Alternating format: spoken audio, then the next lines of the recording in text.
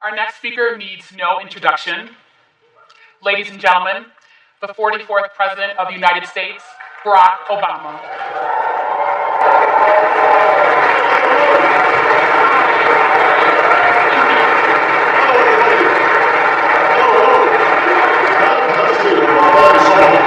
Thank you. So, it's a little intimidating following Whitney and the rest of these speakers.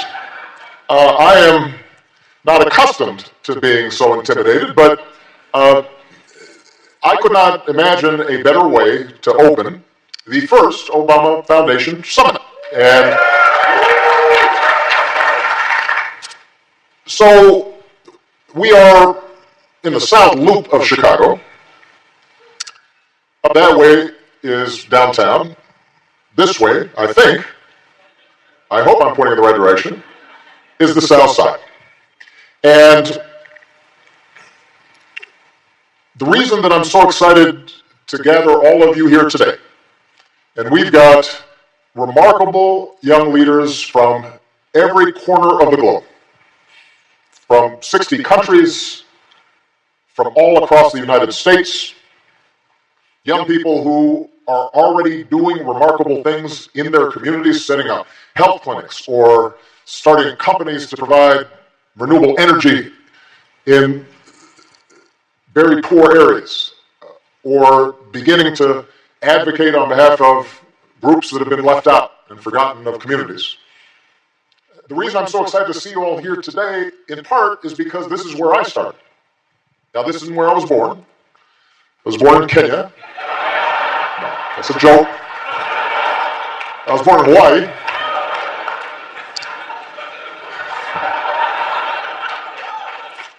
But I was, I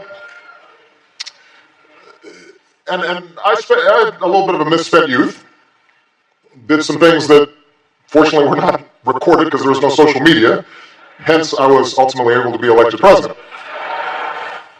But in college, I either began to develop a social conscience, or at least all those values that my mother had whispered in my ear started to come back to me, about being kind and being useful and caring about people who were less fortunate than you, and being a peacemaker rather than an instigator, and trying to lift people up instead of putting them down. And so I started thinking to myself, how could I have an impact? How could I make a difference? And if you're here today, wherever you're from, whatever you look like, however you worship, whatever your cause or calling, one thing that binds all of you together is, at some point in your lives, you've asked yourself the same question, which is, how can I have an impact? How can I make a difference? So, I was inspired in particular by the civil rights movement here in the United States, of young people going door to door to try to register people who had never been able to vote before, and freedom riders who were willing to sit down and suffer all sorts of indignities in order for their societies to be transformed. But there wasn't any movement around at the time when I graduated from college. So I looked around, and ultimately there were a small group of churches on the south side of Chicago that were interested in dealing with steel plants that had closed and racial turnover that had taken place, and had decided to hire a community organizer to help them stabilize their communities. And they had no money, so all they could afford to hire was me. And I didn't really know what a community organizer was, but I arrived here, and for the next 3 years, I traveled all through the South Side and worked with leaders in churches and block clubs and community organizations, and we tried to build a new park in a neighborhood that had been ravaged by the drug trade, and we tried to build after-school programs so that young people could aspire to college, and we worked on environmental issues in a public housing project that was near a landfill. And I didn't really set the world on fire. I didn't lead a movement. But what I did learn was that ordinary people in local communities can do extraordinary things when they're given a chance, when their voices are heard, when they come together, when they recognize themselves in each other. I learned everybody has a story in them that is sacred, and that so often those stories match yours, even if you don't immediately recognize it. Similar hopes and dreams and disappointments. And so even after I left community organizing, the lessons that I learned about people and about being rooted in communities and listening and sharing stories and creating power from the bottom up rather than the top down to bring about real change, those lessons never left me. And that was just a few miles from here. 10-minute, 15-minute drive, close to where Theaster showed those pictures, close to where Michelle grew up. And I carried those lessons with me even after I'd become President of the United States. And I'd start traveling all around the world and all around this magnificent country that I'm proud to be the citizen of. And I would meet young people who were just like me, maybe a little better than me, who had asked themselves how could they make a difference, and who had started sharing their stories and listening and gathering stories in their communities and had begun to mobilize and organize and make things happen. And so throughout my presidency, whenever I got down, whenever I got cynical, whenever things got tough, the one thing that I knew would always pick me up was when I met those young people with that vision and that talent and that motivation, that desire to have an impact and make a difference. So when I asked myself after the presidency, how could I have an impact? When I asked myself after turning 56, it's not too late, you can still have an impact. What should you do? The thing that was most exciting for me was the idea of creating a hub, a venue, a place, a network in which all these young people across the globe and across the country, from every background and every race and every religion, could start meeting each other and seeing each other and teaching each other and learning from each other.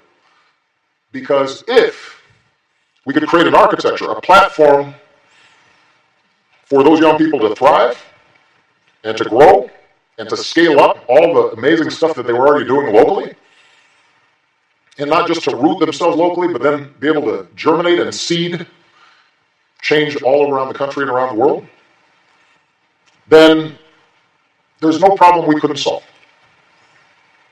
There's no aspiration that we might not reach. And so that's the plan. That's the vision.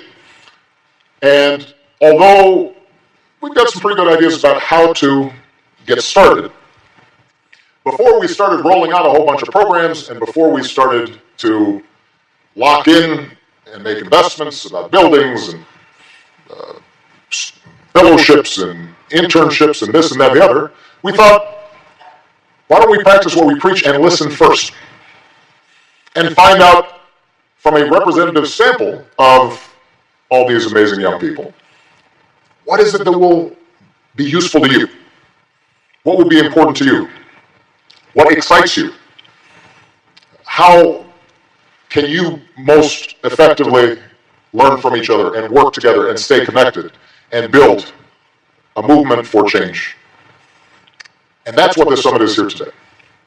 So our goal is not to present some fixed theory of how change happens. Our goal at this session is not to pump you with a whole bunch of PowerPoints and data and information and a blueprint for how you are going to go back and do the stuff you're already doing even better, because in many ways we want to learn from you as much as we want to maybe share some of what we've learned. In other words, this is a big brainstorming session. This is a big hackathon. This is an experiment in us trying to have a collective conversation, which we will try to shape and direct so that it's useful to you. But you are my co-collaborator, you are Michelle's co-collaborator in creating what ultimately the Obama Foundation will become. And we could not be more excited about it. Because in just seeing what you've already accomplished, if we can pool all the experience, knowledge, resources that's represented in this room, and we do have a few people who don't, like me, still qualify as young, but have done a few things, I am absolutely confident that we are going to be able to, together, create something that isn't there right now, and that is an architecture, a platform whereby all the young people around the world and who are coming behind you will be able to either digitally or in person or in their local communities, because you've gone back and created something, that they're going to have a little more help, a little more direction, a better idea of just how it is that they can harness their own power and have their voices heard and create the kind of world that we all want. So thank you so much for being a part of this. And in closing, I just want to add a couple of points. As you've noticed, we're going to have some breakout sessions. We're going to have some plenary sessions back in here. There aren't a lot of rules. You seem like a fairly well-behaved crowd. But I would just offer a few guidelines. One is listen to the people you're with. Not just the folks on the stage, but in breaks, during meals. Share your stories with each other and try to make a connection. Forge relationships. And if possible, find somebody who is not like you. Who doesn't look like you, who doesn't think the way you do, who has a set of experiences that you don't, on the surface at least, share. Point number two is I want you to have a strong point of view and don't be afraid to articulate it, but make sure that when you disagree, you're not disagreeable. I thought Anand put it very powerfully. Real change comes through persuasion and openness to others. And if your starting point is, you don't get me because, you can't get me because you're not a woman. You can't get me because you're straight. You can't get me because you're black. You can't get me because you're white. If that's your initial starting point, then you will not grow, and you certainly will not help the person next to you grow. So have a point of view. Be rooted in your experiences, and don't be afraid to share those, but listen, be open. Don't be partisan, because our goal here is not to create a political movement. Some of you may be aspiring politicians, and I believe firmly in politics, but I also believe that the moment we're in right now, politics is the tail and not the dog.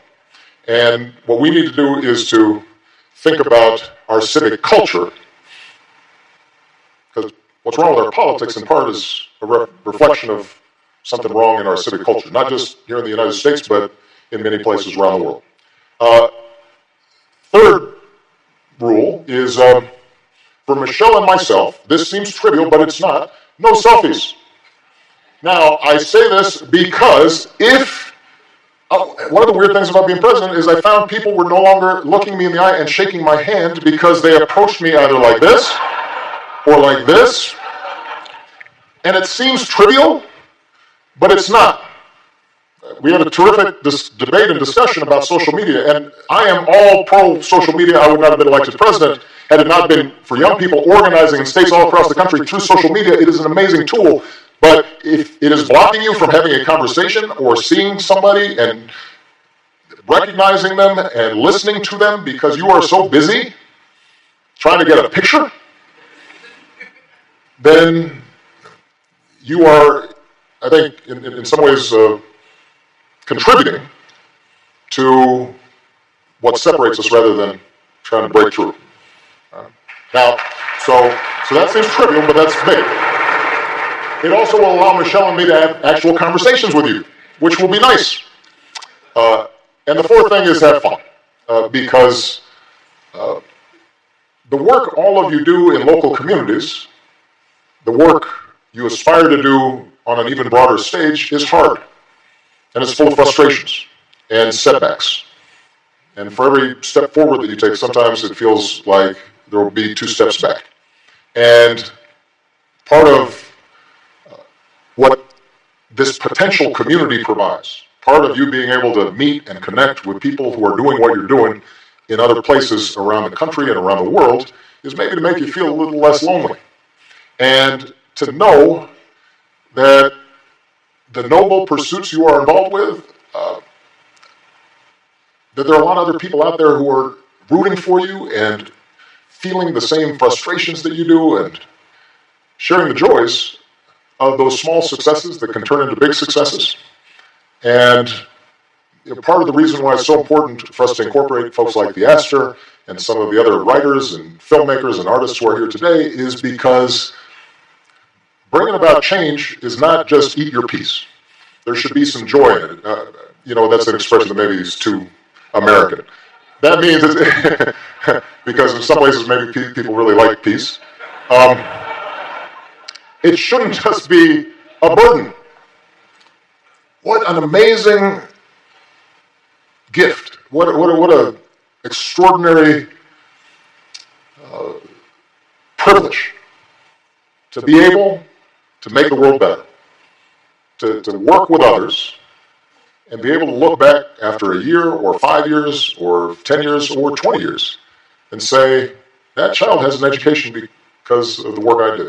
That person has healthcare because of the steps I took. That group of people who didn't have a voice now have a voice. That entire society of women now can do things that used to be exclusively reserved for men. Those gay or lesbian young people no longer fear who they are. What a powerful thing that is. What a joyous thing that is. That's what you represent. So have fun. Thank you very much, everybody.